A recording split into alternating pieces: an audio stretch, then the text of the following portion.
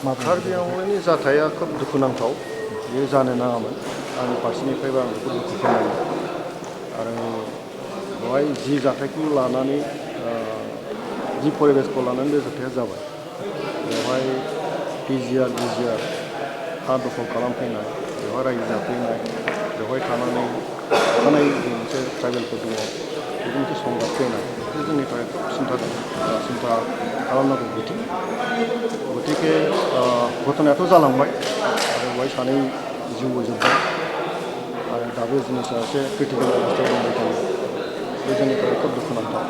खिन्थु मोनसे खोथाया स्पस्ट'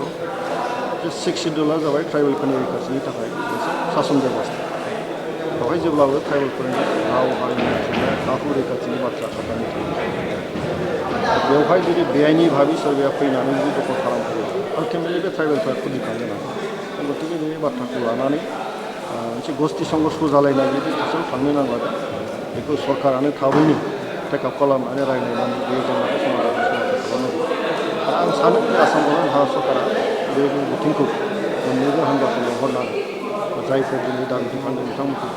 लेंहरनानै सावरायलायनायनि गेजेरजों बे जेंनाखौ सुस्रांनांगौ आरो बिदि खालामाबा समा बारलाङोबा बे आनकन्ट्रल जागोन आरो बे रोखोम फैबाय थायोबा जोंनि कार्बि आंलंनि थाखायबो बे जिनिसा जेंना जानानै थागोन